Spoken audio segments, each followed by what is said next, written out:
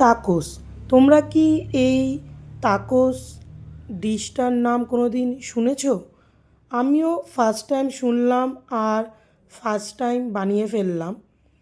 আমার best friend হচ্ছে একজন বিদেশি, তো সে খুব এই ডিশটা খায়, তাই আমি ভাবলাম এটা বানিয়ে ফেলি।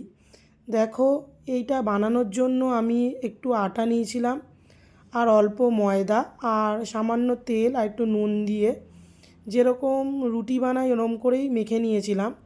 এইগুলো নিয়েছি, দেখো, সবজির মধ্যে পেঁয়াজ, লঙ্কা, আদা, রসুন, ক্যাপসিকাম, টমেটো এগুলো নিয়ে সব ফ্রাই করেছিলাম নুন হলুদ দিয়ে।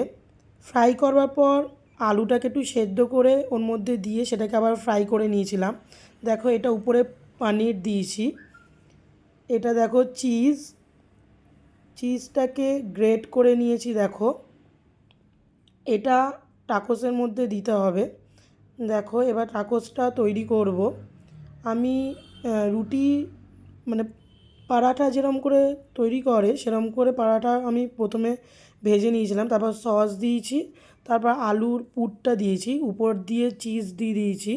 তারপর এটাকে ফোল্ড করে দিতে হবে। ফোল্ড করে হালকা আঁচে একটু চাটুতে সেঁকে নিতে হবে।